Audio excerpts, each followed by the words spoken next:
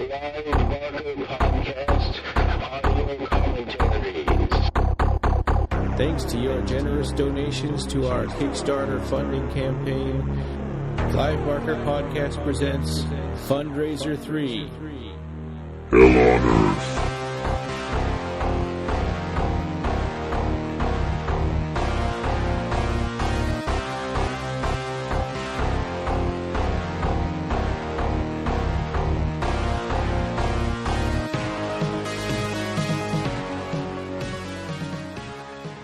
This is an audio commentary for Saint Sinner. If you didn't look at the title on the download here, the SciFi movie, SciFi Channel, Channel movie.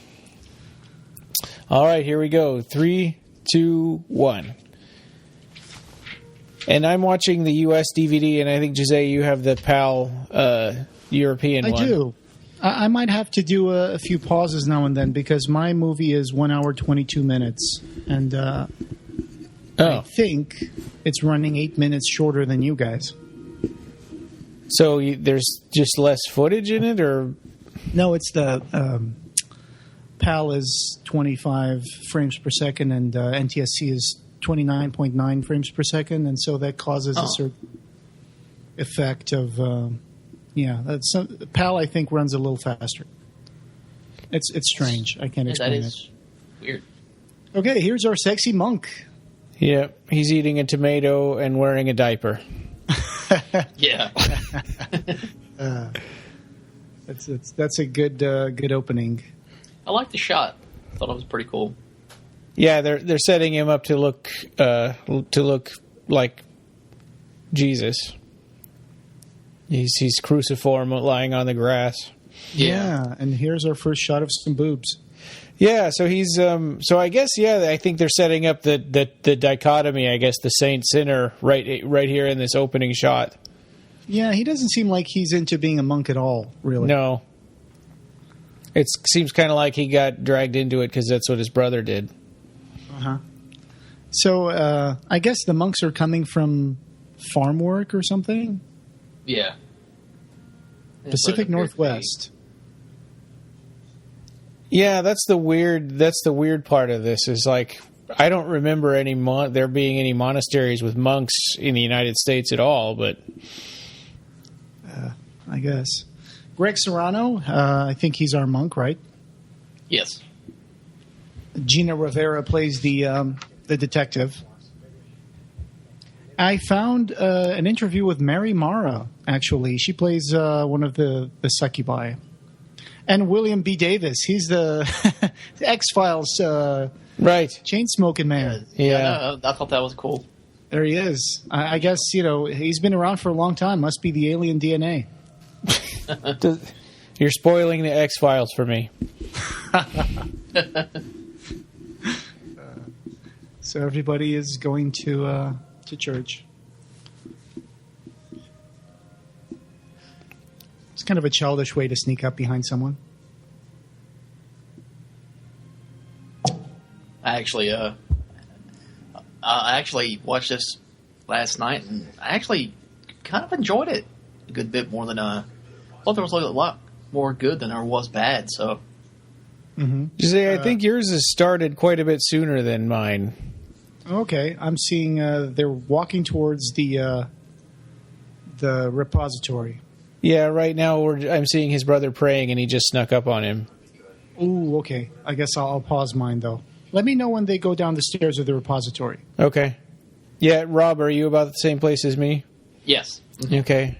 Yeah, they're going down the stairs from his room right now. Now they're headed outside. Yes. And there's Jesus statue. They're walking past it. Yes. Like the lighting. Okay, now they're going in down. No, oh no, they're still outside.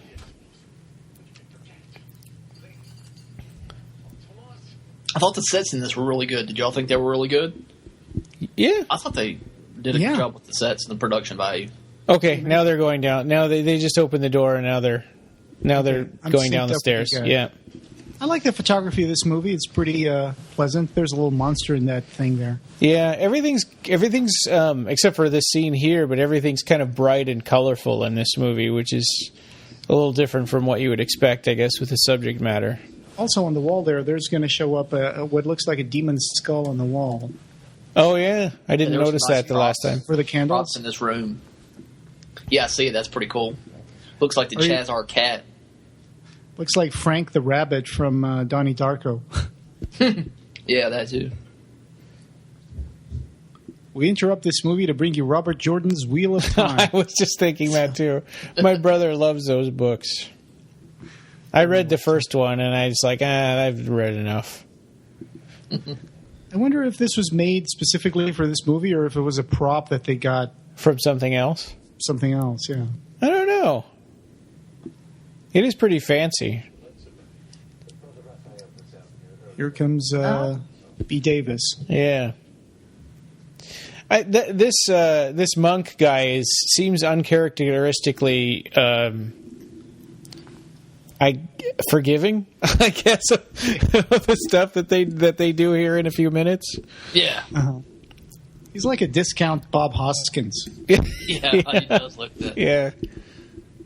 You know, I got to say, though, whoever put all these world-threatening items all in one place surrounded by monks wasn't very smart. Yeah. Yeah. He's putting that box on top of the table, and... Well, and it's weird that this guy, he's from the Catholic Church, right? So presumably you'd think all this stuff would be at the Vatican, not at this monastery in the United States, in the Pacific Northwest. To Brother Alcala, they made this monastery to protect this stuff. Yeah. You know what? He says something here that I think it's really weird. It's evil has a way of returning. And, you know, he says we thought about burying it or throwing it in the sea. I mean, have you actually tried that? Because...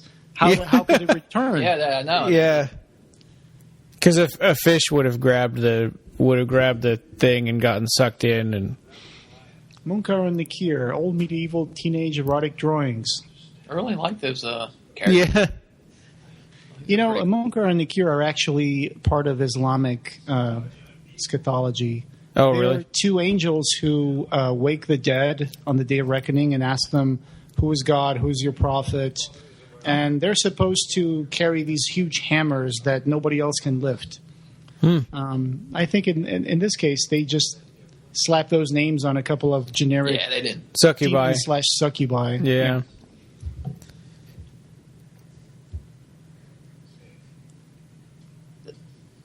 The preacher, the actor, William Davis, he doesn't look like he's from this time. It's supposed to be 1800s. He looks like he's from the 1900s or something like that. Yeah. I know. Yeah, Maybe he does. Because of Doesn't the feel- lapels of his jacket, they look more modern.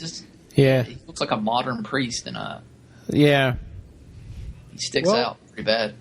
We put this dangerous artifact on the table, and we gave our expository dialogue. It's time to leave the room. I know. So these guys can, What were they doing there? They just went into the repository to just look at the box and then go back out. It's Well, he put it down because he was bringing it from the Catholic Church. But yeah, it doesn't seem like that's a good place for it. Just, I guess, set it on a table. I don't know. And I don't understand what his brother does differently with this ball. So why isn't Akala getting his hand sucked in right now? I guess because he's the weaker of the two, maybe. It's like, oh, I'm sticking my fingers in a cantaloupe. Yeah. Yeah, they don't sell this very well. Is this against his will? I didn't understand. You know what's funny is that I'm watching this with subtitles on, and in this part, when the ball is eating his arm, it says squelching. Yeah, and this is why did it get severed up there where it wasn't biting him? I think he pulled it back, where he pulled it back the force, you know. Just jerked his It's a arm little off. silly. I think that's a nice little effect, the transformation that. Yeah, CGI. I thought when I first saw these two, I was like, okay, that's kind of weird, but, you know, the morph thing was cool. Yeah. Clive, actually, I was reading in the Fangoria, thought they looked too nice in these early scenes, so he demanded that as the movie go on, they get uglier and more sinister looking. Well, and there's a deleted scene where they look more normal, where it's where they're trying to get him out of the police station. Yeah, and they weren't slimy or anything. They just looked like normal sort of punk rockers. And so Clive had them reshoot it and make them more slimy and stuff. I don't think my DVD has any deleted scenes. Yeah, this one, the American one, has deleted scenes, and it also has commentary by the director and Clive Barker on the whole movie and the deleted scenes. Kind of jealous about that because my DVD didn't have any of that stuff. It's really just the movie. I thought about watching that with the commentary, but I didn't want to end up parroting back all of Clive's commentary on on our commentary. So I wish we could read what's on the sign in the Wheel of Time there. Yeah. Well, there's Roman numerals in the middle. Like the monk you were talking about Thomas, earlier. go back to the monastery, but it's like, who's going to help that dude? He lost his arm. Yeah. Foul things. Jabba the monk. Technically, I don't think demons and succubi are the same thing. And then he says something that I also think it's a little weird. He says, moving through time to a world that's ill prepared to face their evil. How does he know that? They could be going back or forwards in time, and the knowledge of who they are is pretty old and wouldn't be forgotten. Yeah.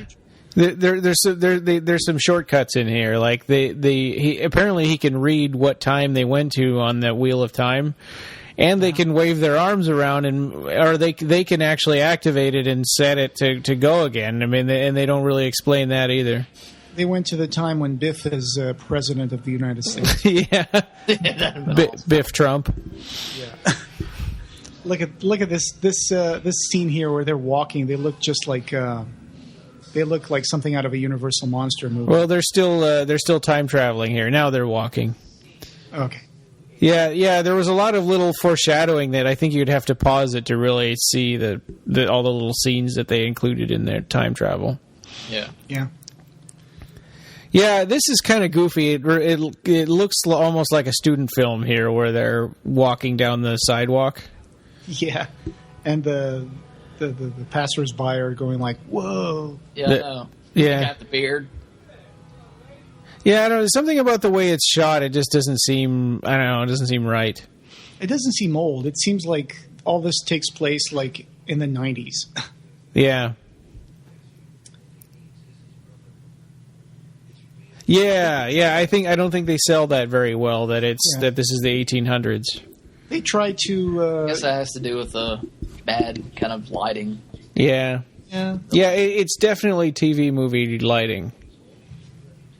I mean, gosh, I've seen so many much worse movies on SciFi. Yeah. Yeah.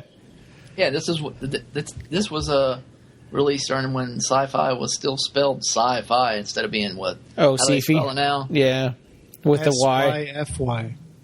Yeah, That's weird. I've understood that. This was released October 26th. It premiered October 26th, 2002.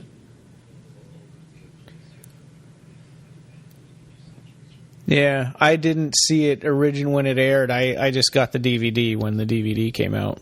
I just saw bits and pieces of it, to be honest with you, and I finally just watched it really for the first time last night. So, Clive said in an interview once that he had a deal over at Fox Television for a while and thought nothing came of that deal in terms of actual programming, and then they contacted Seraphin and said, we'd like to be in the business of making movies of the week again. It turns out they made none of them for anyone. But what it did was cause Clive to create 6 stories for that venue. One of them was Saint Sinner, and it existed in this 25-page treatment. When they talked to Sci-Fi Channel, it turned out that they really did want to make movies, and Clive said, I've got this one I think is really cool. I wonder why he chose to make this title the same as the comic book. he said he just liked the title. Yeah. He likes the title of Saint Sinner.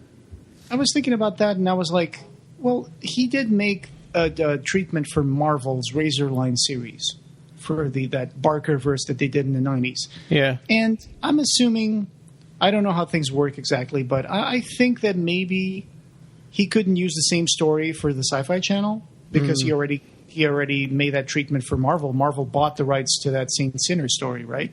So I'm wondering if that was the cause that made this movie have to go away from the story of the comic books. Maybe, yeah. I mean, it's really not... Because I think you can't copyright a title, right? I mean, not entirely sure on that. Yeah. But, I know that, for example, this was developed first as a script with Doris Egan, and then Hans Rudinoff came in with Clive, and they worked on the script a little more, and they did 6 drafts in 3 weeks, they said in an interview. And funny thing is, I went to Doris Egan's website, and she had this movie listed on her website, but it's not... The comment she has there is not very flattering. She just says something like, Saint Sinner, please don't ask me about this one. Just don't ask. Oh. So I'm wondering what happened with Doris Egan, and it seems like she wasn't happy with the movie. That gets revealed a lot of times. This started out as an idea for a TV show, though. Clive was telling people in 2001 that we have Saint Sinner, which is a show I'm doing for the SciFi channel. It's not based on the comic. I just love that title. We'll probably start shooting that towards the end of this year. I've never read the comic. Could either of you comment on what that storyline was in the comic book for the listeners? I'm curious myself. They're playing Spin the Bottle with the Sphinx Nicodemus dagger. Well, I don't remember it that well anymore because it's a little complicated, but there is this guy...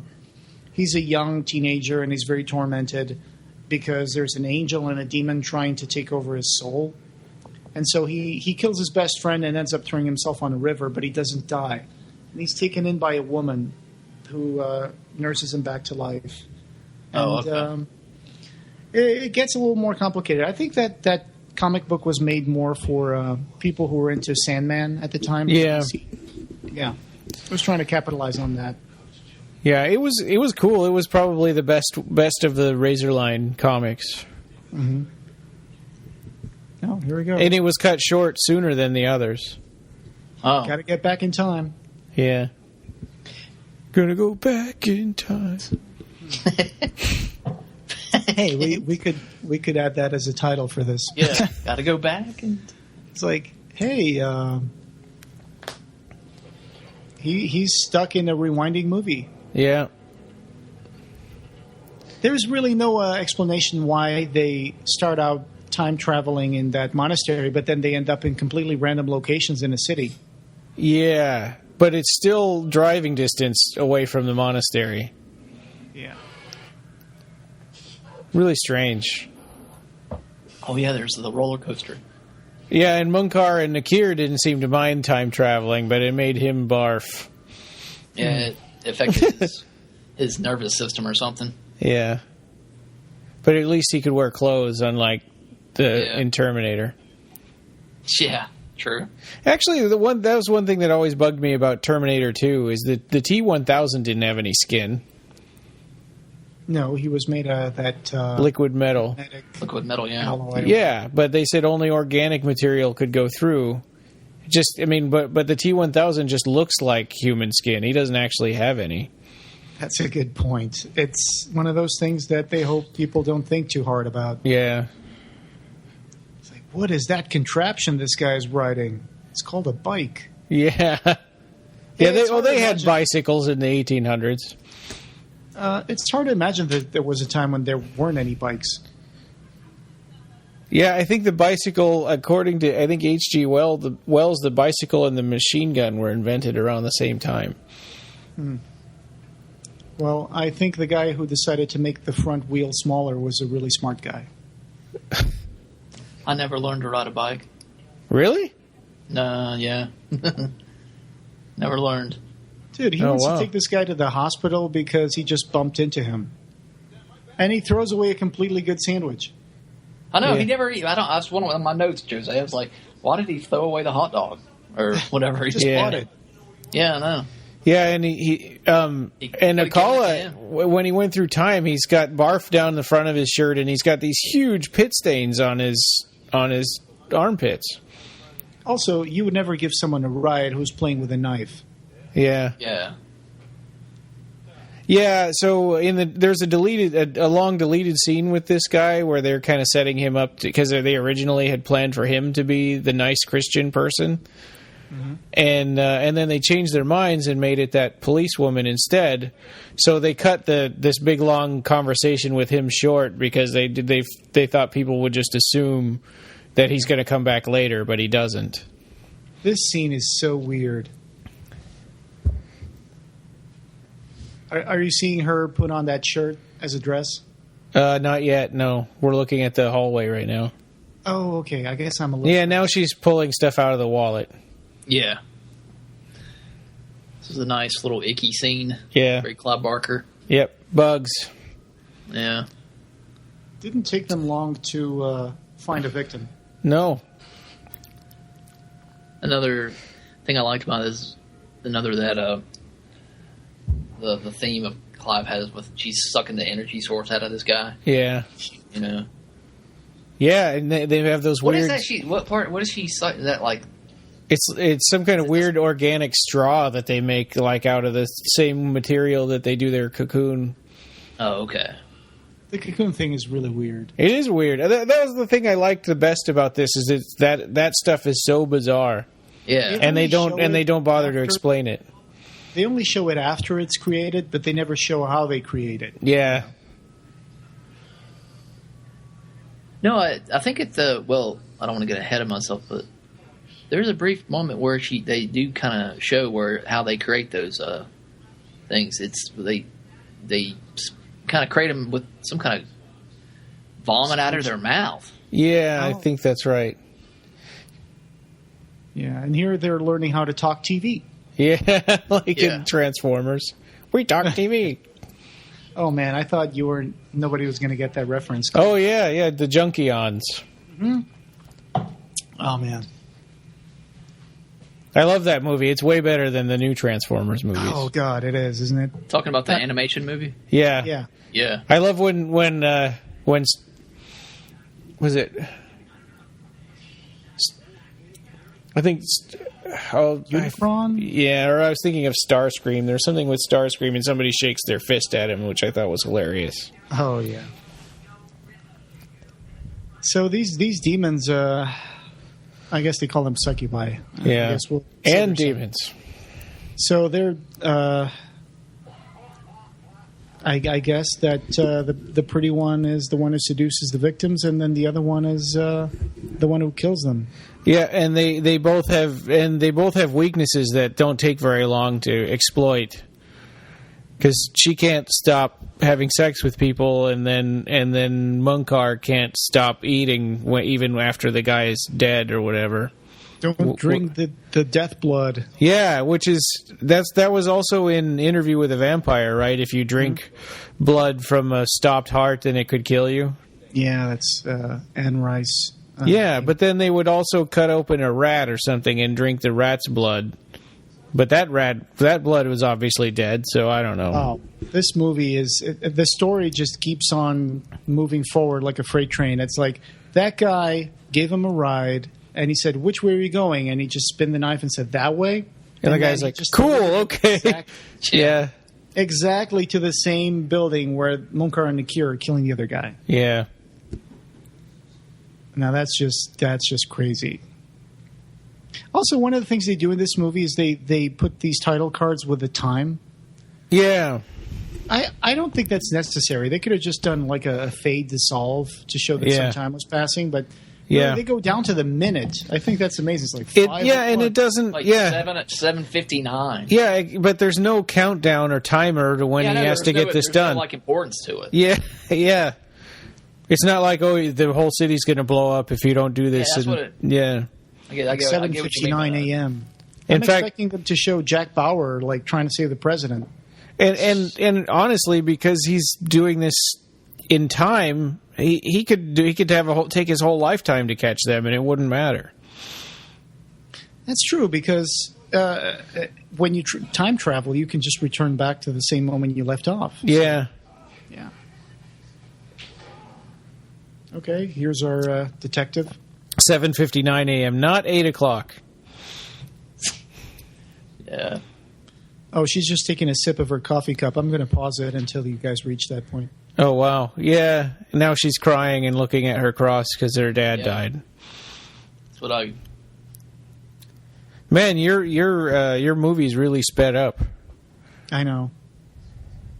Sorry about that. It's the actual DVD, so it's not like some file I got off the internet. So it's because you're playing a PAL DVD on a US system? I think so. This may have some cuts as well. I'm not sure. Oh, okay. Okay. This guy right here. She's walking with her. Going through the motions though with his lines. He's like, yeah. Yeah, you can tell he doesn't give a rip about this movie. Just, he's collecting a paycheck. Yeah.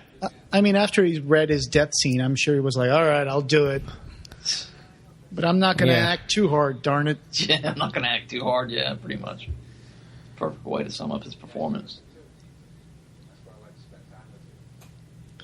She's a good actress, but it seems to me like she's wearing a wig, and sometimes it's really obvious. Oh, I didn't even notice that. She was in Showgirls. She was a friend of that main character. Oh, really? Oh, okay. Cool. I thought she looked familiar. So he's just now sitting down in the car. Okay. And now they just pulled up to the record store. I see it. I think I'm synced up with you guys now. Okay. I don't know if y'all remember a show on USA Network called Good versus Evil, G versus E. No. Well, that's the reason I thought this movie has that TV vibe look of those USA kind of TV movies. Yeah. He belongs. He should be in like a cop show, like yelling at the main protagonist.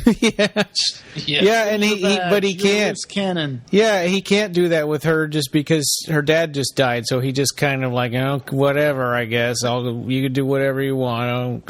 When they went into this room and they see that giant pile of bugs and that weird cocoon, he's like, "Well, that's something you don't see every day." Yeah. Well, and it's weird. They're like, no, forensics says that this guy's only been dead for an hour. It's like, well, what do they say about the cocoon? What is that? Right. It's not like it's a decomposed body. It's a freaking cocoon. Yeah.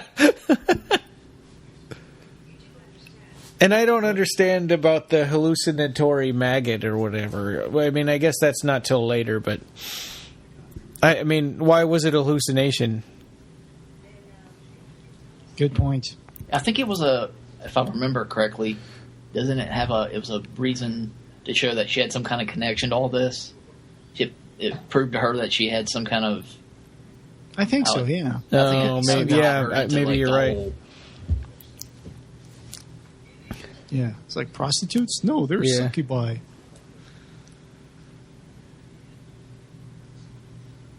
Yeah, this interrogation scene is pretty awkward. Yeah. They're the ravening lions of the soul and body of the world.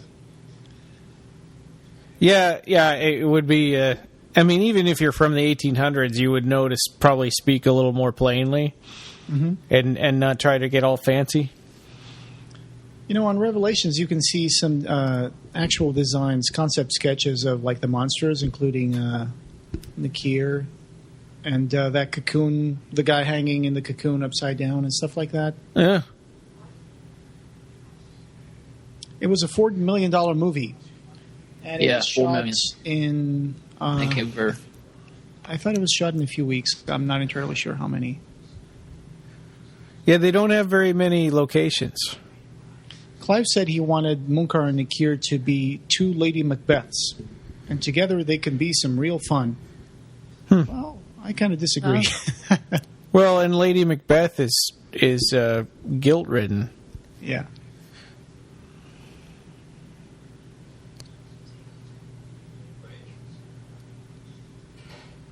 Okay, so they're just leaving the station now?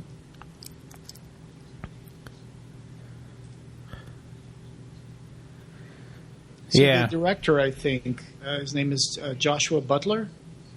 Is that the director? I think They just left the interrogation room, and So And they're Clive Barker said that he was someone who, Joshua Butler, was somebody who had advocates at SciFi, and when I got in a room with him, he seemed just exactly the right choice, excited by the idea of doing this. 9:38 a.m. He just had one meeting with Clive, and Clive gave him the job. Yeah. I got that from Fangoria. She's going to dress up like she's Cyndi Lauper. Yeah. She should take a hammer out of that drawer and just smash this guy's skull in. Actually, I was just thinking that exact same thing. He totally reminds me of one of those guys from Hellraiser. Yeah. Yeah. Let's just get on with it, okay? And, I just like to be safe. What was that? Yeah. So Doris Egan, who wrote the first script, she did a lot of TV work after this. I mean, and before as well. I mean, she was writing. This is like the fakest sex scene ever. I mean, my God, that's acting is horrible in this one. But Doris Egan, she wrote Dark Angel and she wrote Supernatural, I think. So I guess I can see a little bit of that in this. Oh, we have Exorcist-like scene here. Yeah. Yeah. It's like, who's the top? You or her? It's like her.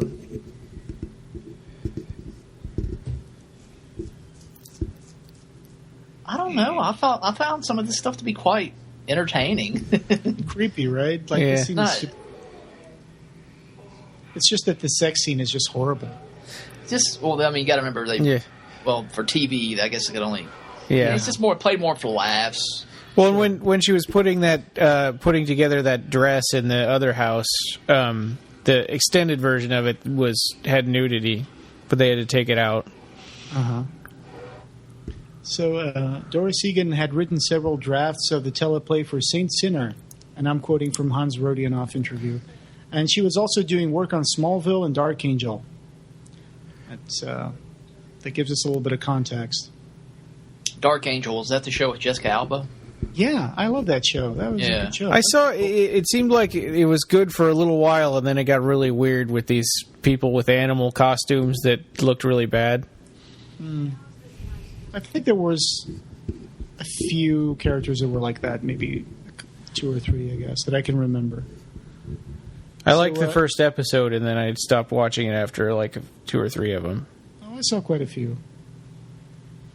So Joshua Butler, the director, said, we were trying to create, with Clive's assistance and his vision, a new breed of female demon for the screen that we haven't seen before. They are incredibly sexually charged, almost drug addicts in the sense that their drug is everything around them, the world. Their senses are heightened, and they have to suck the life out of every room they're in, every object they encounter, and every human that crosses their paths.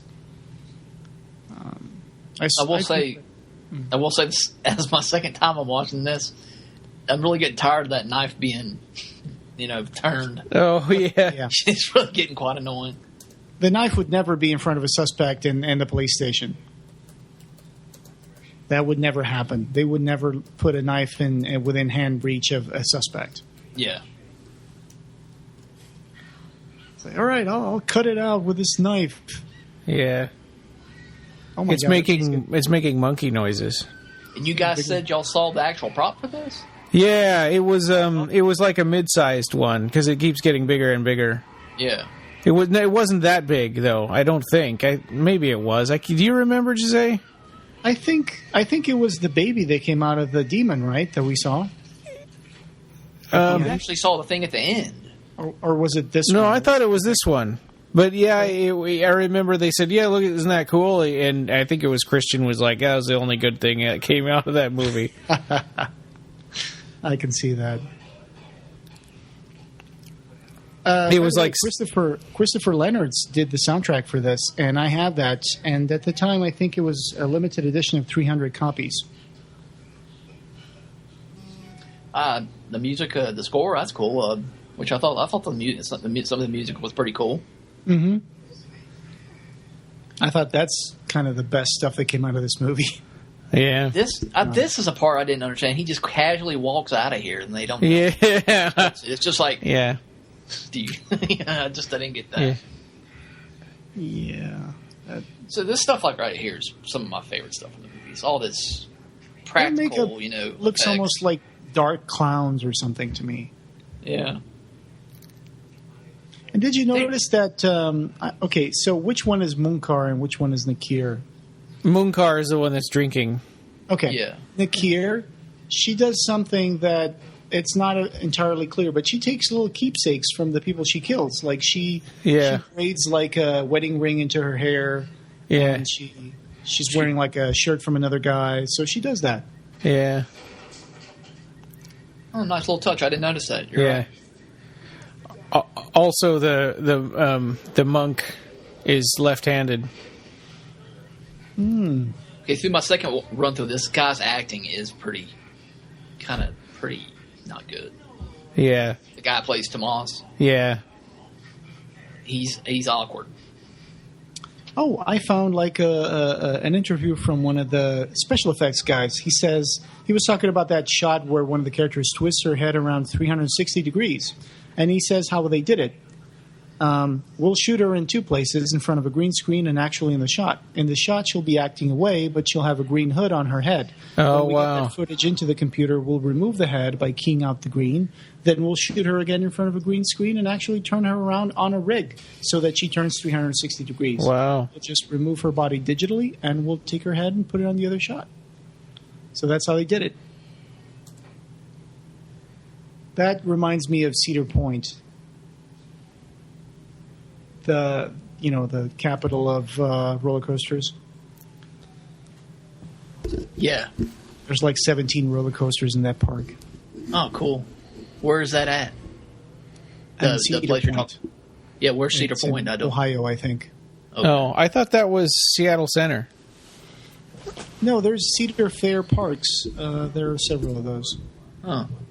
Well, this takes place in Seattle, right? Right. No, I'm not saying that was Cedar Point. I'm saying that reminded me of it. Yeah. No, Cedar Point is in Sandusky, Ohio.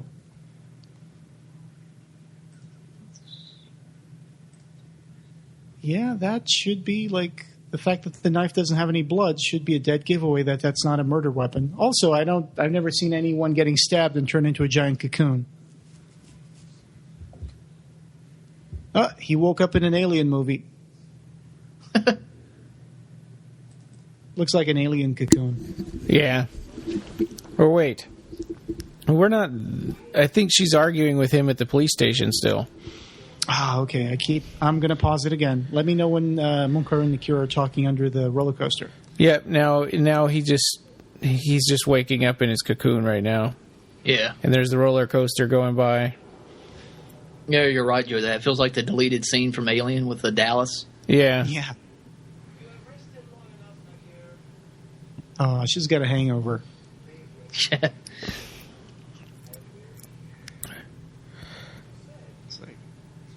This is a scene that kind of reflects a little bit things that Clive Barker has introduced in other stories, like Jacobok and the other demon. Characters who act together, but at the same time they act like lovers. Yeah. Even though they're just supposed to be friends. Yeah. And they get in and they fight each other and. Were the seer kind in WeWorld kind of like that? The sisters, like the Hag and Man McCullough. Yeah, McCullough sisters. Yeah, they kind of like seer that? kind are the people from the Few, but McCullough and her sisters, yeah, they were kind of like that a little bit. They bickered a little bit. That's the actress right here. I was reading where she did a ton of her own stunts. Oh, cool. Playing, what's the one in the car? Is that her name? Nakir. So Mary Mara played Munkar, and there was I found an interview about it, her role in this. It's kind of funny. Go ahead.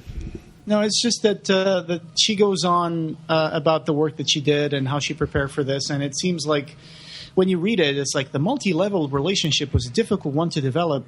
And I'm like, I don't think that she prepared that much for this role. I mean, when you look at the movie, it's not clear that she put a lot of work into this. But, you know. Yeah. And they're trying to kill each other.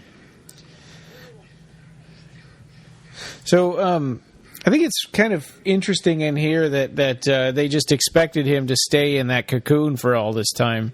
Because it's a long time before they go, okay, now we're happy again, let's go back and eat him. And he's long gone. Well, not just that, but this whole part of making this scene in a packed amusement park is incomprehensible to me, especially the time when they're going to kill a guy in the Ferris wheel. Yeah, that's weird. Oh, that's a great scene. It's stupid. I'm going to say it's I'm sorry, I think stupid. that's a funny, great scene. Nobody else notices what's going on there. Yeah, I don't. You're right. I mean, in that sense, and you only get like 5 minutes on one of those things. Yeah, and it's also, I mean, just think about it. They're dissecting this guy and killing him right in front of all these people, and it's one of those tropes where, but you can only see what the camera sees, so it's like all the other people around that are not in the shot don't really matter. Well, and every 30 seconds, they're going right in front of the ground and in front of everybody. Yeah. I mean, probably everybody else was laughing. Yeah. Shooting it. It's like if the camera doesn't see it, it's not there. Yeah. It's like when someone is going in a crowd, someone's going down a dark hallway, and then the camera pans up, and someone is standing right there in front of the protagonist. And you're like, what? He didn't see that person there when he was walking down the hallway? And it's kind of the same thing. Yeah. Oh, God. He looks like he was slimed. He slimed me. He slimed me. Yeah, it looks... Oh, yeah. It's nasty. Okay, now he's talking to his hand. No, we haven't gotten to that part yet. Okay.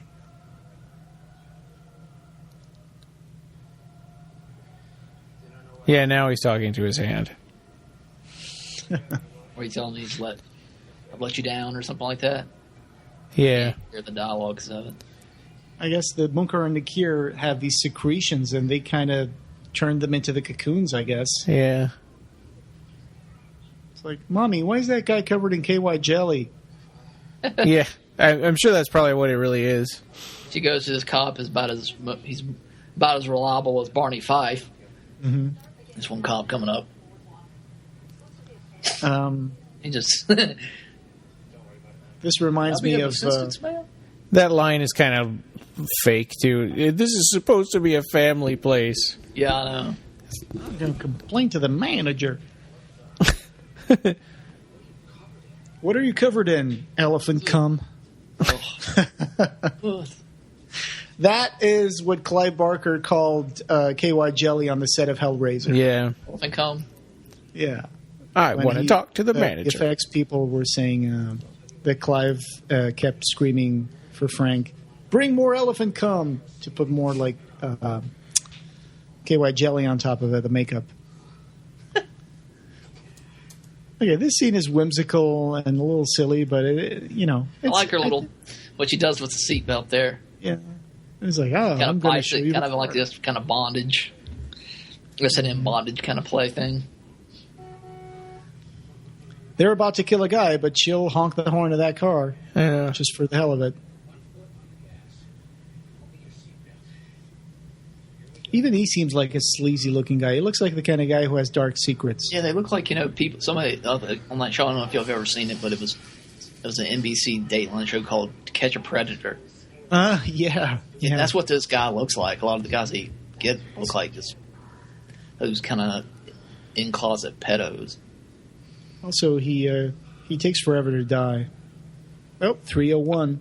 That's really important. Oh, we haven't gotten to that. Yeah, now 301. In the unrated version, I bet that it's a lot bloodier. Because in this one, it's like they just smeared some blood on his neck. Yeah. Well, yeah, they never made an unrated version. It's really just there's deleted scenes that are separate. Oh, just showing you how they originally shot it? Yeah. Oh, okay.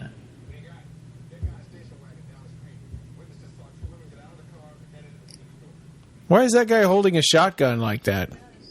Because I think they're... Oh, they're getting ready. Okay, yeah, I got you. Yeah, Yeah. Because they got the two women holed up in that record store. Yeah. Which this record store looks totally fake. Yeah, it was I mean, definitely. it looks like they just threw it together really fast. There's not enough merchandise I was trying to there. look at the covers. There's a Johnny Cash, I think, cover. I love the I lava. was like looking at that stuff like that.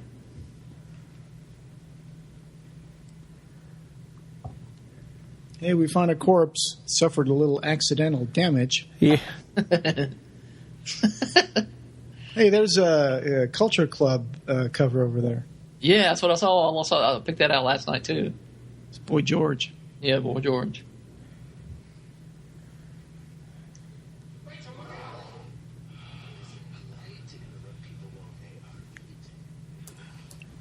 That's a terrible line. What was the line? I couldn't hear. It isn't polite to interrupt people while they are eating. Yeah, it's kind of a token line, people. It's Yeah. That Cliche. there wasn't much about this movie in terms of like information about how it was made and stuff. I mean, I tried looking for scripts and I just couldn't find anything.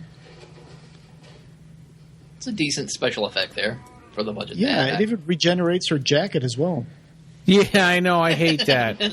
Yeah. That's one of my biggest pet peeves in movies where this stuff happens. It's like, why are their clothes growing back? Yeah, they didn't have to do that. That was dumb. Who are you calling hateful wench?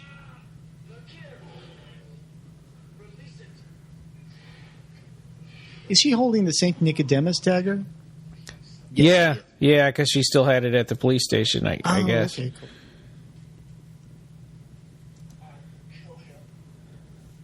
I wonder if this movie exists in high definition. Maybe on iTunes or something like that. Yeah, I don't know. I just have DVD. Right. Probably as high definition you'll probably ever find it. I don't think that's going to hit Blu-ray anytime soon. So we had a Mexican standoff here where each one has a hostage, and somehow the bad guys end up just walking out. Yeah. I didn't get that either. I guess that's... Yeah. Why didn't the cops see him? I guess, well, he was... This guy gets... That's a good point. Because it seems like there were a lot of cops outside the store, so Yeah, nobody the cops- stopped them? Yeah, good point. Yeah, the cops...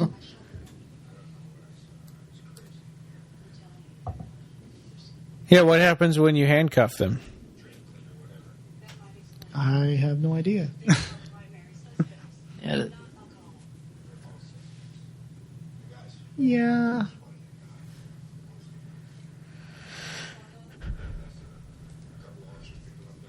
I mean, the comic book was far better than this. Even being a little confusing, I think that Yeah. it sounded better. It was Still a little- confusing. the story of Philip Feder, a boy possessed by a demon, and then the angel perusing it. I thought that looked cool. They did a lot of like groundbreaking stuff in the comic books, where they had special effects in like the way they printed out the comic, where a character was always like a little bit out of phase with the ink that was coloring his outline, so it looked like he was kind of a ghost. So I thought that was cool. You know, I'll have to Kanto get the Kanto. comics. Maybe if they're on eBay. Yeah. Yeah, there's some cool characters like Kanto Kanto, the interdimensional acrobat. There was a giant bull baby. And there were some powers that they could evolve or de-evolve like a living creature. Oh, cool. And there were only 9 issues of Saint Sinner. So they never finished it. No, not exactly. I mean, I think the artists of all those Razorline comics knew when it was over, so they tried. Oh. They tried to, and a couple of them, I think, even got a final issue like a year later where they could finish. Yeah, some of the Razorline titles had that Unleashed special. Yeah, shot thing. Ecto Kid Unleashed and Hyperkind Unleashed, right? They tried to make them like open-ended. When Yeah. It's like, well, maybe one day we'll get back to the adventures of these amazing characters. But no. Well, back then, Marvel was publishing a lot of stuff, and then they were also facing a technical bankruptcy a couple of years after that. So they didn't really have a lot of money. I remember seeing the Razorline comics at a store I used to go to when they were first released, the very first week, because it was I was going to see Jason Goes to Hell that night. We went to the comic book store before we went to see the movie. And I saw the first issue of Saint. What's that? Is that the one with Paul Rudd? No, that's a Halloween movie, I think. That's a Halloween right. Never mind. Okay, you're talking about Jason Goes to Hell is the one where it has the ending where Freddy's glove comes up and grabs his mask. Oh, yeah. It doesn't really have Jason in it.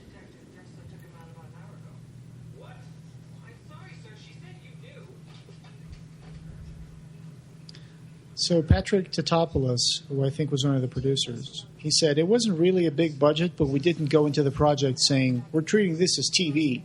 The producer, Oscar Costa, was a director on Special Unit 2, so he brought me on board, and then meeting Clive Barker was great.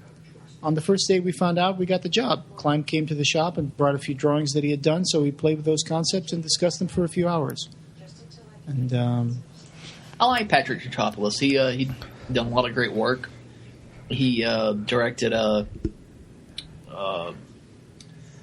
Underworld 3, Rise of the Lycans.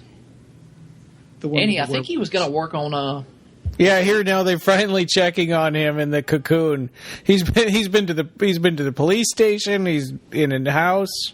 Mm-hmm. It's like an hour later. Yeah.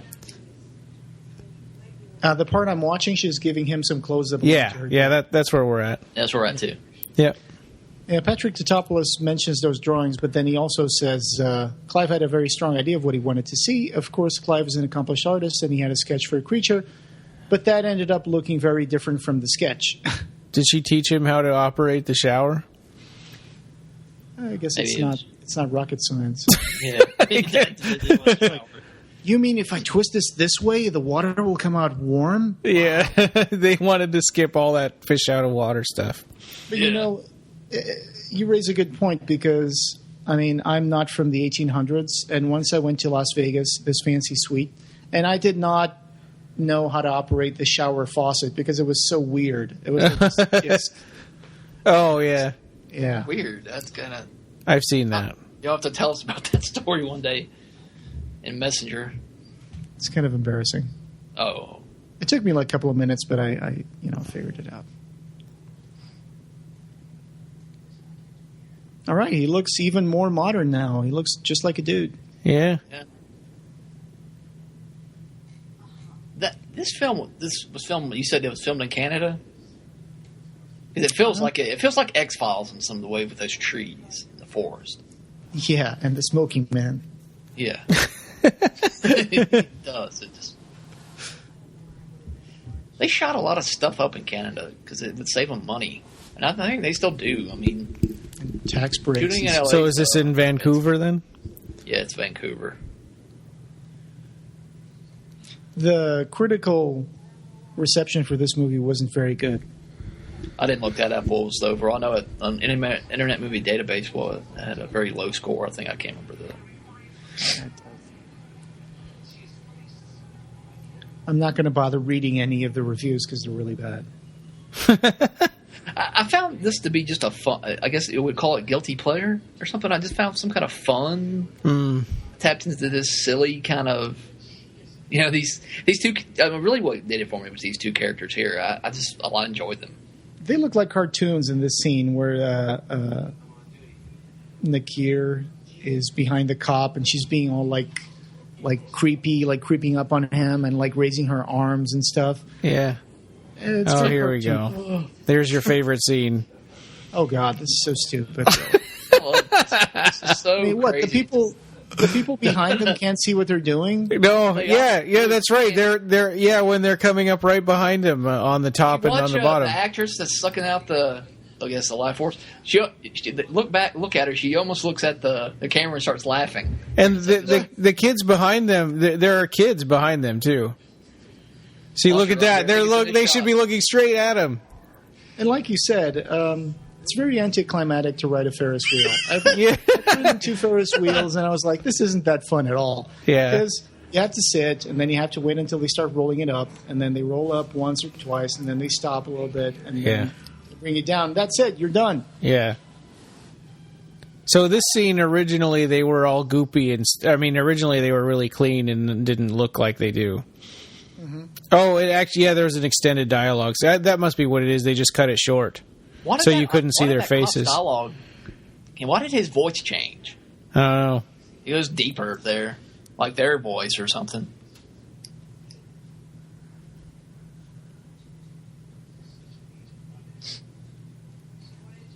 It's like he's getting to know the internet. Yeah. Brother Thomas. Thomas Alcala. That's a weird name. Yeah. I wonder if they got that name from some other historical character. Sometimes they would do that. Yeah.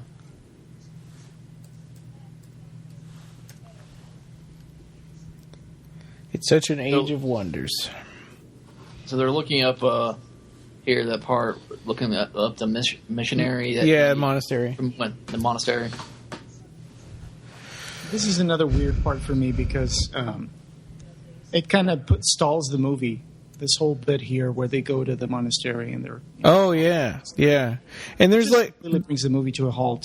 There's also a weird sexual tension between the two of them that they're like, oh, we can't because I'm a monk and I'm supposed to be a saint.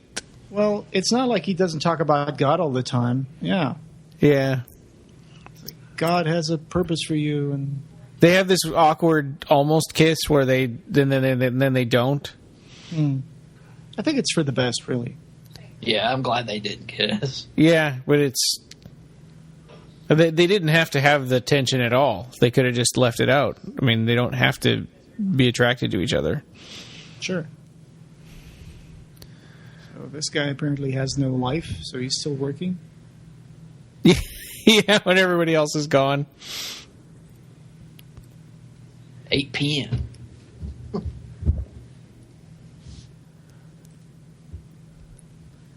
Apparently, maybe he just types really slowly. Hans Rodionov, in an interview once, explained a little more about Munkar and Nakir. He said Saint Nicodemus crafted a mystical orb to contain the demons and shipped it off to the repository where such things are kept in order to protect the world at large. So apparently that was Saint Nicodemus who trapped him there. The big question in this movie, according to the writer, is: will Thomas become a saint, or is he too much of a sinner? Well, I haven't seen this guy sin at all. Yeah. No, he hasn't done anything. Except right at the beginning. Yeah. But yeah, he feels too guilty about what happened to his brother. He would never. She's got a balloon in her hair. Took that from the carnival. Yeah. Oh, and he also Hans Rodionov also went on to explain: fans of the Saint Sinner comic will quickly realize the storyline is nothing like the Marvel epic Razorline comic. But while Saint Sinner, the movie, isn't intended to be an adaptation of those comics, it does share the same themes. And then he says the heart that beats in this movie is the same heart that was beating in the comic books. Bullshit. Yeah. Yeah, I mean, really, what you described to me was not. The only thing that's similar is a character that's sort of battling between good and evil within himself, but it's not. But that's in a lot of movies. You can't really say that's even anything that they have in common. Yeah, and Patrick Tatopoulos was the movie monster creator. He designed Sony's Godzilla. Oh yeah, right. Because the main character of that Godzilla was named after him. Because Matthew Broderick's character's name was Tatopoulos. Oh, really? Okay. And everybody kept mispronouncing it all the time. And the Sony's Godzilla ended up being called Jira, right? Or Zilla. That's just what they called it in Japan. Yeah. Because they didn't want to accept that it was Godzilla. He also worked on Pitch Black. I like Pitch Black. Oh, I love Pitch Black is a great film. Have you seen the new Riddick movie? It's like almost like a remake of Pitch Black. What's the one with Dave Bautista? Yeah. That's beautiful. Yeah, I saw it. I have one of those IMAX prints that you can get from the cinema. Mm-hmm. It's Riddick and that crazy space dog. It's really cool. Yeah. Yeah, here's a little bit of like that sexual tension where he's like looking at her sleep. Yeah. Oh, and regarding being a TV movie, also they said that the final cut of the movie was cable friendly. While a surprising amount of gore passed the network censors, a much greater degree of sensual content was cut. Mm-hmm. It's like, you can have all kinds of monsters doing all kinds of horrible things to people, but don't show a nipple, Rodionov quipped. Yeah. Well, he should have known that going in. Oh, yeah, sure. I mean...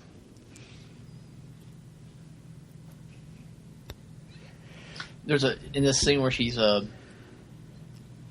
turns out to be the two he's dreaming about her and then visions the two sisters. Yeah.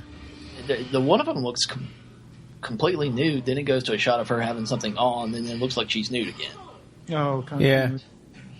Just right there, she looks nude, then... This is also weird because it's like, what is it, a dream? Or is it something psychic that they're sending him? I think it's meant to be a symbolic moment where he's fighting his temptation. I don't know. Or maybe it's a dream. Yeah.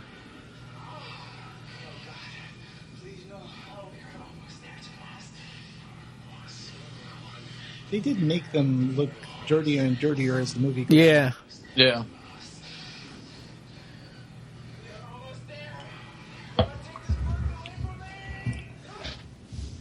Their voices sound like people that have bad smokers Yeah. for a long time.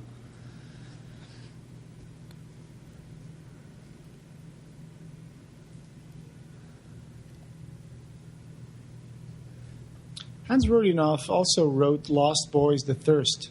There's another 7:59 a.m. Why not 8 o'clock? Yeah, no, that's kind of... Yeah, you're right. Those are redundant and kind of silly.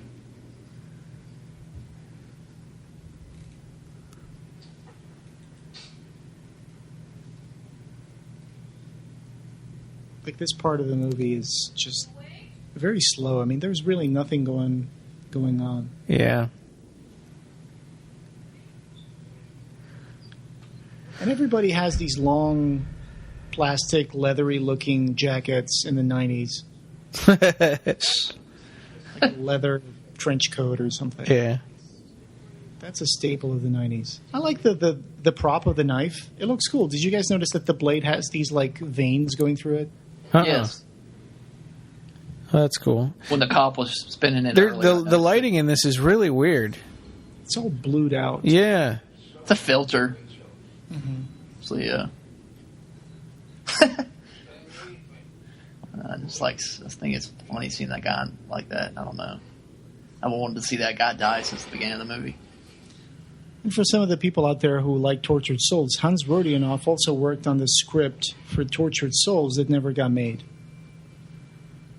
Oh, man, this is so hokey. And I'm annoyed by that effect because you're right. I don't like that Yeah. their clothes get fixed as well. Yeah. Yeah, and her clothes are all ripped up to start with, and, you know, why is it now that she's healing them? Why doesn't she make them something else then? What I want to know is, how did Munkar and Nikir get the detective to lead them there while he's a giant pile of cocoon? Yeah. He's got a hand truck. Yeah, they had a dolly. It's just ridiculous. Yeah, they're looking really nasty, though, as far as demons go, their skin. This is too long of a time in between, like, when he's asking her to kill him and when she actually does it. It's really awkward. Like, why didn't Munkar figure it out?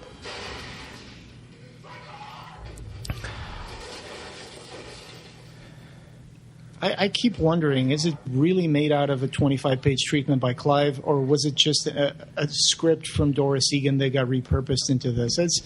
I really wish I knew more about that. There's not a lot of knowledge about this except for some interviews. I think the truth is probably somewhere in between. Yeah, I'd say so.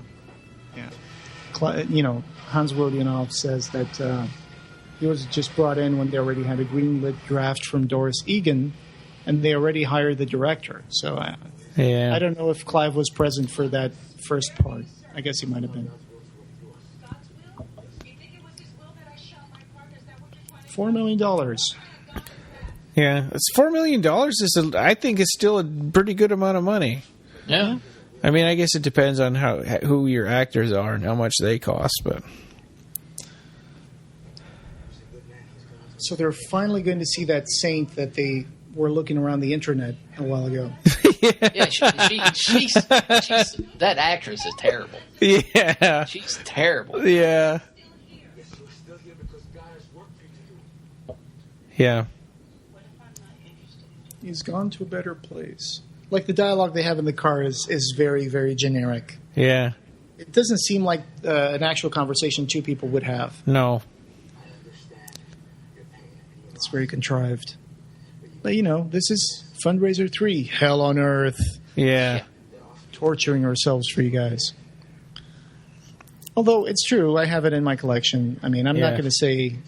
I mean, there's plenty of movies out there who are much worse than this. yeah. It's got Clive Barker's name. It's got some interesting things. It's just a little disappointing, is all. I don't think that it's terrible either. Yeah. Yeah, it's not a terrible movie.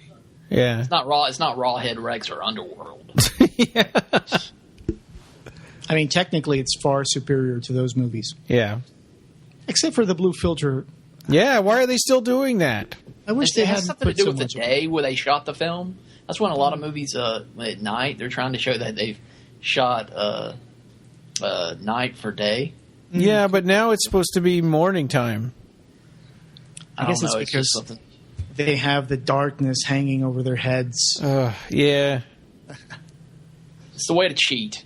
Yeah. Basically. I don't like it. I think it's very low budget films. Yeah, and look how blown out the sky is in the windshield there because they did that. It does draw attention to itself.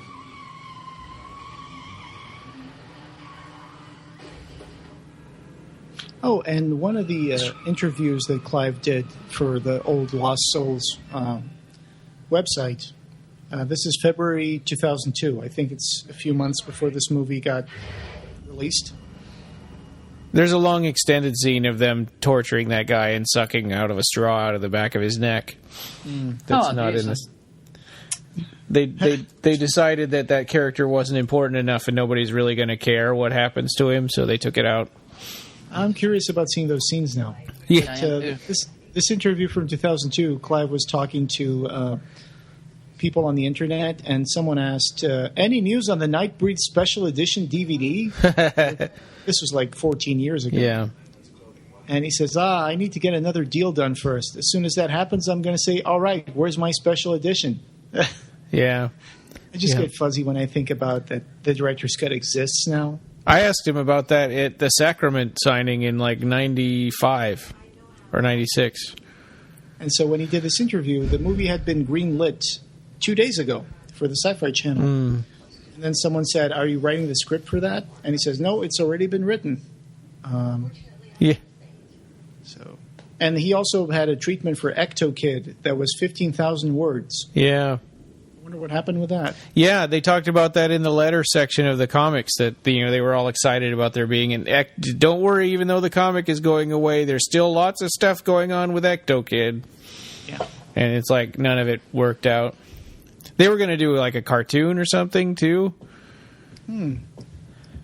Oh my gosh, Phil and Sarah were in this old interview. They put in a question. This is from Phil and Sarah from England. Were you disappointed or delighted Oh, wow. that you found it necessary to cover Moribundi at this month's Toy Fair? Huh. Wow, that's cool. Okay, so they're finally meeting that person. Yeah, they're drawing a lot of attention to the fact that this monastery looks almost exactly the same as it did in the 1800s. Yeah. Oh, I thought it was supposed to be the same monastery. It is. Oh, okay, got it. Yeah. Yeah, so I think by going into the flashback in this room, it's like, oh yeah, it looks exactly the same because it is the same. Yeah, exactly. It was shot at the same time. Yeah. It's just, one of them is kind of orangey looking. The other is like bluish. They take the light fixtures off the walls and turn them into candles. Mm-hmm. That's kind of a creepy little thing with the nun there, but yeah, with her head. Yeah. She's like a bird. Yeah. That's Moonkar, right? Yeah. Oh, yeah, without any makeup on. Yeah, that's right. Yeah. Oh, I didn't notice that. You're right. Leading her into the reliquary. I thought it was just another kind of a nun or something that they... Oh, yeah. Into the repository. It's actually, if you think about it too hard, though, it's like, would she really have taken the time to dress up like a nun? Yeah. It's that magic jacket she's got that regenerates. Yeah. It can morph into other clothes. Yeah. Let's just put it at that. Yeah. It looks like the repository doesn't even have a There's a wheelchair right there. Yeah. It must be some kind of magical wheelchair. It's the wheelchair from Dream Warriors. Yeah. The Wizard Master. Yeah. That's what or Silver Bullet. Yeah, Silver Bullet. The good part about this third act is that it's the third act. I think the reliquary, whatever this location is kind of cool. They didn't really do a good job of. I guess it's just storage now for the church, right? There's nothing good in there. They're in the suppository. Oh, sorry, repository.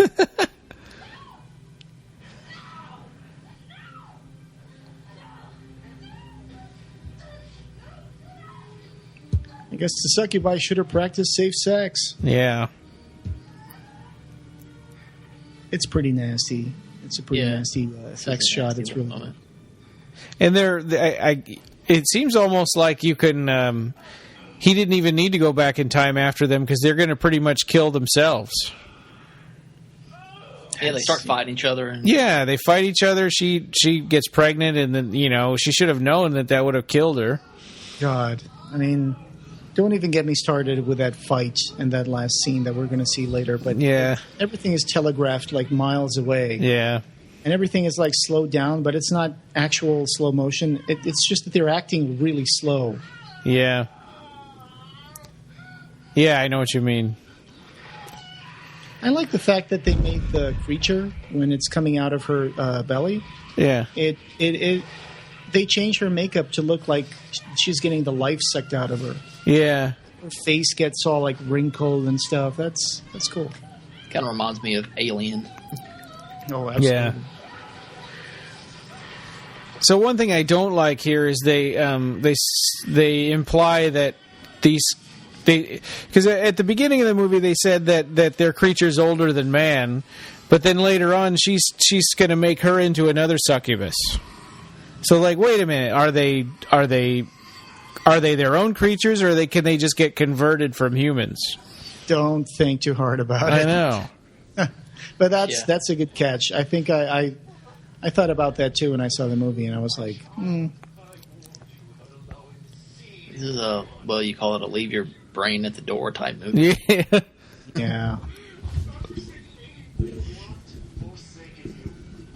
Hey, looking up the word succubus on the internet made me discover a website called Succupedia, Encyclopedia of Succubus Love. Oh, nice. It's weird. She says you've surpassed me and moved on to the next phase, and I envy you. It's like, what is the phase? Getting killed by your baby? That's not a phase. I didn't get that. You're right. Or is she being reborn in that thing? Maybe so. It doesn't go into any kind of... Yeah. I don't know. That's a good question. It's a big plot hole. Maybe in the commentary for Clive and them, they would explain it. Maybe listen to that commentary would be a bad idea if I buy my own copy. See what they have to say. Maybe she would just make a giant cocoon and turn into a giant bug as well. Ugh. So it's sort of crunched onto her face, but then later on you see her face and there's no damage on it. She looks like an Evil Dead demon. Yeah. Well, the actual succubi, if you look at the mythology, it does say that the Malus Maleficarum, which is mentioned in like the books of the Damned and Hellraiser. Mm-hmm. That book is from 1486, and it says that a succubus collects semen from the men she seduces. And the incubi, or male demons, then use that semen to impregnate human females. So they run kind of like a sperm bank. I guess. Yeah. So, and here's Rob's favorite actress. God, this is horrible. These lines are delivered like, It's like, I'm in this movie, but I'm not really going to... Yeah. She's like, what? Oh, wait. there it is. She's making that weird cocoon with her mouth. That's it. Yeah. I wish they gave us a closer look at that. Yeah. They probably should have shown that in the beginning of the movie instead of at the end. Yeah. Hmm?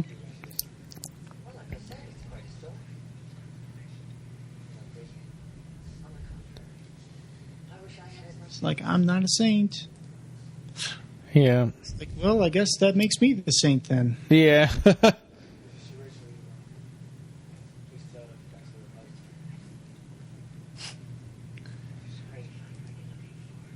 Yeah, and her acting is so stiff and wooden, you think that there's something wrong, like she's actually somehow aligned with Munkar and Nakir. I know, yeah, it makes her feel kind of... Yeah. You kind of feel a little... Someone explained to me... unnerved. Go ahead. No, I was just basically agreeing with Ryan. So someone explained to me why Thomas Alcala says goodbye to the lady, and then he just goes straight into the repository. How did he know that... the detective was there? I don't know. Yeah, maybe he was just looking for the wheel. Yeah. Did he spin the knife? No, I don't think so. I guess it was just fate. Let's just chalk it up to fate. They give him a lot of time to cut open the cocoon right now.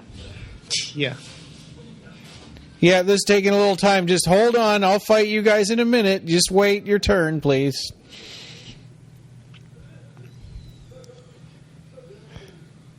And that's another thing that demon baby thing doesn't do anything at all. Yeah, and they don't. As far as I know, they don't even kill it. Right? They just throw it into a corner.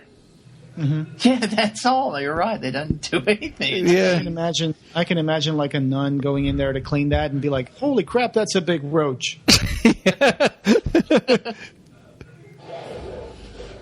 going to call that Exterminator from Arachnophobia. John Goodman's character. Yeah, I love that guy. He was awesome.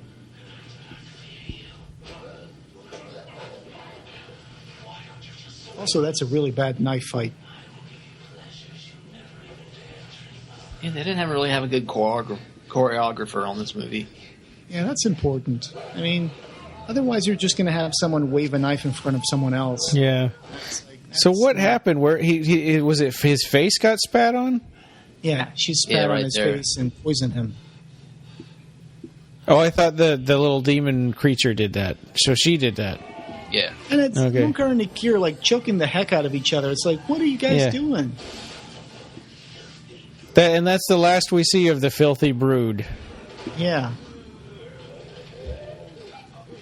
And then they just keep choking each other like a cartoon, and they go on for like a couple of minutes. Yeah, and why even? All she had to do was step away. There's nothing that Nakir could do to her. Yep.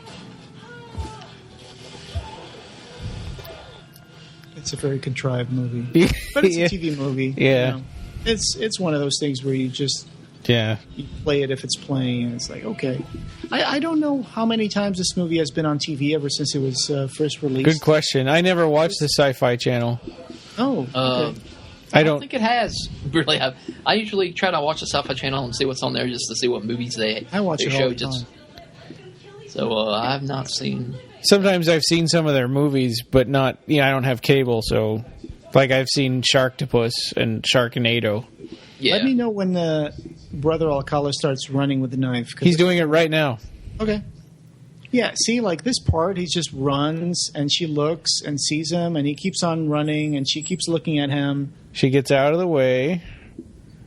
And again, if the camera isn't focusing on it, it doesn't happen. And then we don't see where the other demon went. And presumably they've had this happen before, so why would she jump on the knife again? On the other hand, I do like the fact that knife is a double-edged knife. That part is cool, but there's no way she would fall for that a second time. Yeah, no. I'm gonna jump. She could have snuck up behind them and slashed at their backs or something instead. It was the will of God. Yeah. That always saves the day. Yeah. I wonder who has that orb right now. That's a good question. It's pretty cool. That'd be awesome if she runs up and grabs it. They're like, well, wait, no, you're not supposed to. Oh, jeez. I should have told you what. I should have told you what happened to my brother. I think he uses the knife to kind of scoop it in there. Oh, speaking of saints, the other day I was listening to NPR, and I heard this article that mentioned that in the Vatican, there are some people who are complaining that people who are being sainted, it's easier to get sainted if you have rich friends, because it costs a lot of money to do the whole investigation process. Oh, to get canonized? Yeah. And so they were saying that that's unfair to people who have had big positions in the church and stuff, because they will become sainted more quickly than some monk in South America.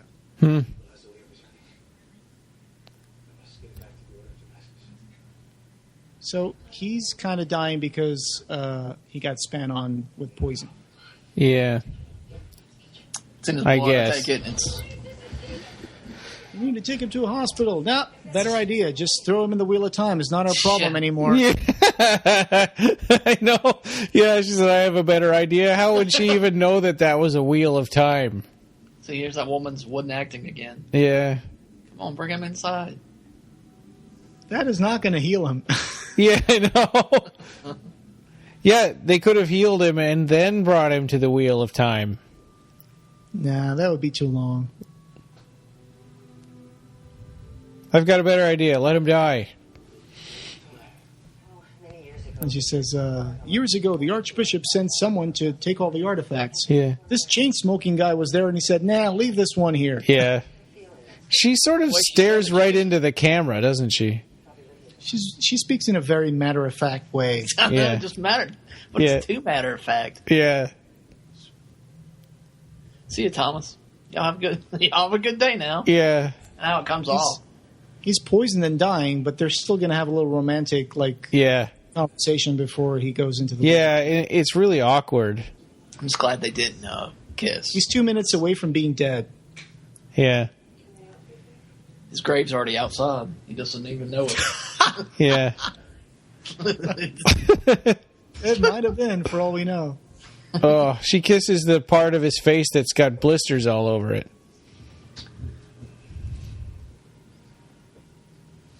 Here it goes. A good movie is worth watching again. Let's rewind the movie.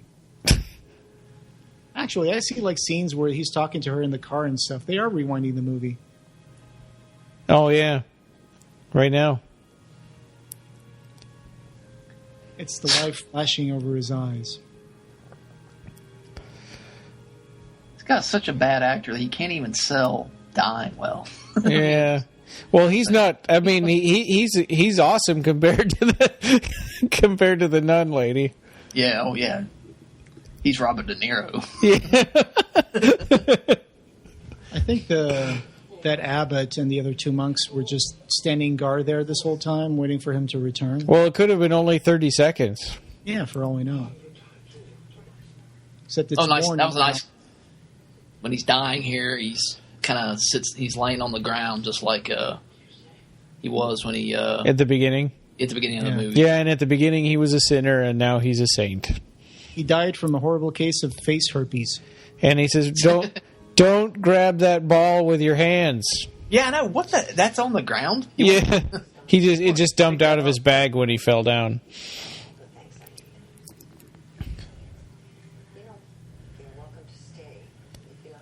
Just wish this woman would leave the frickin' movie. She can't, no.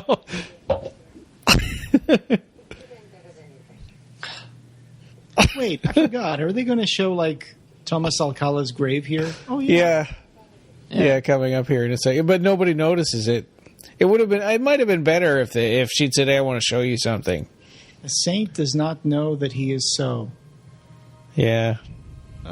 And We're almost there. We haven't gotten to the grave yet.